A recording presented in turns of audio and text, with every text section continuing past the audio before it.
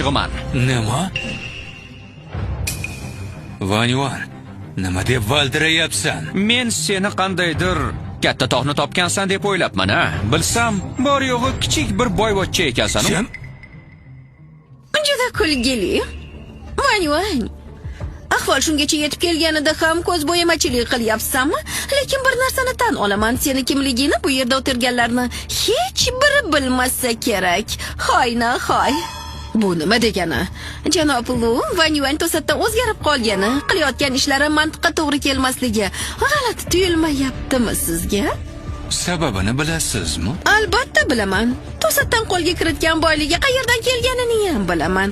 Keling hammamiz bitta videoni birgalikda tomosha qilamiz. Xo'pmi?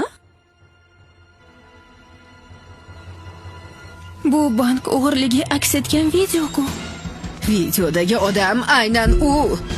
To'g'ri. Vanyuan, boy ketishingning sababi shundaki, sen bank o'marishga jur'at etgansan.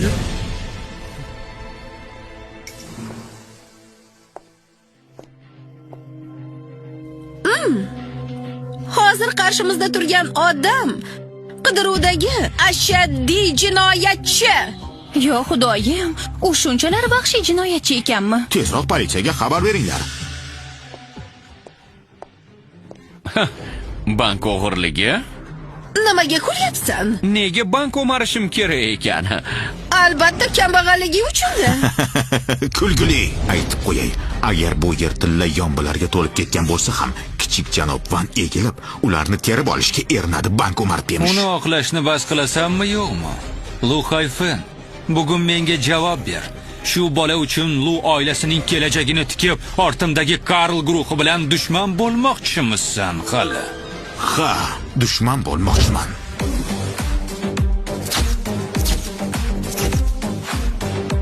Kimning bunchalar jur'ati bor ekan, qani ko'raychi?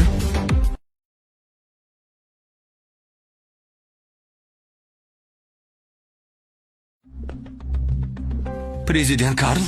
U Karl moliyaviy guruhining prezidenti. Shunday katta odam ham kelibdi-ya. Lu Hayfen ahmoqlik qildi. Lu oilasi tamom bo'ldi. Hurmatli prezident janoblari, tashrifingiz biz uchun sharaf. Kutib olishgach qolmadik, uzr. Luyi mening Sanchendagi vakilim. Kim unga qarshi chiqsa, menga qarshi chiqqan hisoblanadi. Bizni haddimiz sig'maydi. Vanyuan, hozirgina juda kerilayotganding. Nega endi jim bo'lib qolding? Nima deyishim kerak? Ha? Sizlarga o'xshab bir chet ellikka yaltoqlanishim kerakmi? Qarab tursam tiz cho'kaverib bukchayib qolibsizlar.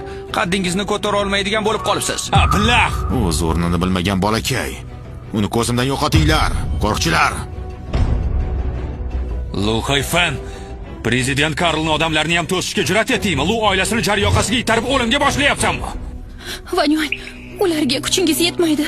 Tezroq keting. Qolganini menga qo'yib beraver. Tiz cho'k, shafqat so'ra.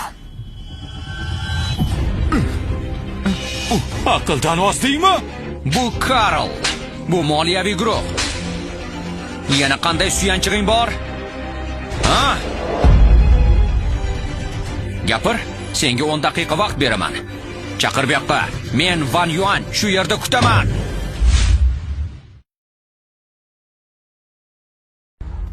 Ablah, seni yo'q qilaman. Ko'pam akillama. Rostdan ham qidiruvdagi jinoyatchi-da, ha? Rostdan ham o'limdan qo'rqmas ekansan. Seni urishni ham unutib qo'yibmanmi? Ha? Vanyuan jinni bo'lib qolibsan.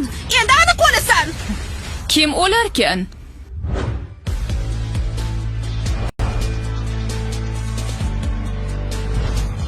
Opa, nega keldingiz? Keldim. Ukam boyvachcha bo'lishni qanday o'rganganini bir ko'raychi. Yaxshi o'rganmabsan. Mana, tarsakini mana shunday urish kerak. Salobatli chiqadi. Yo'q, sen kimsan o'zi? Prezident Karl, iltimos menga vakolat bering. Bor imkoniyatlarni ishga solib ularni butunlay yo'q qilmoqchiman. Ha? Voy bu, nima bo'lyapti o'zi? Boshingni ko'tar. U meni ukam. Van oilasini kelajakdagi yagona merosxo'ri. Sen odam yig'ib, uni xafa qilishga jur'at etdingmi?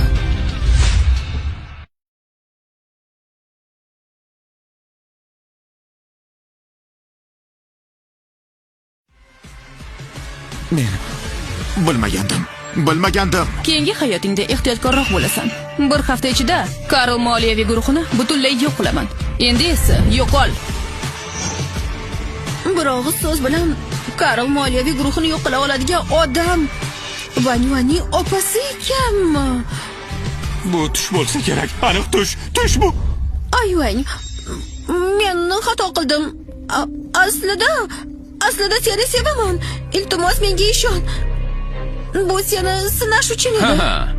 Qiziq. Nega oxiriga kelib hamma shu bahonani ishlatadi-ya?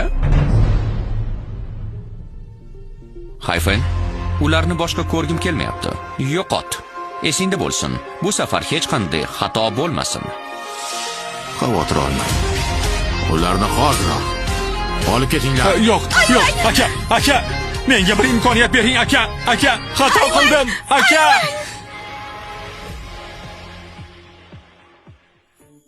Vanyuan. Yo'q, kichik janob Van. Bilasanmi, eshitilishi ham g'alati ekan.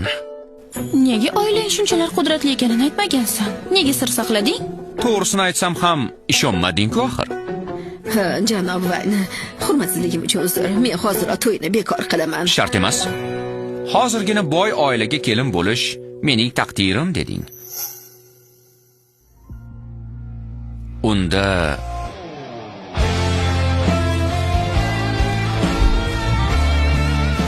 menga turmushga chiq.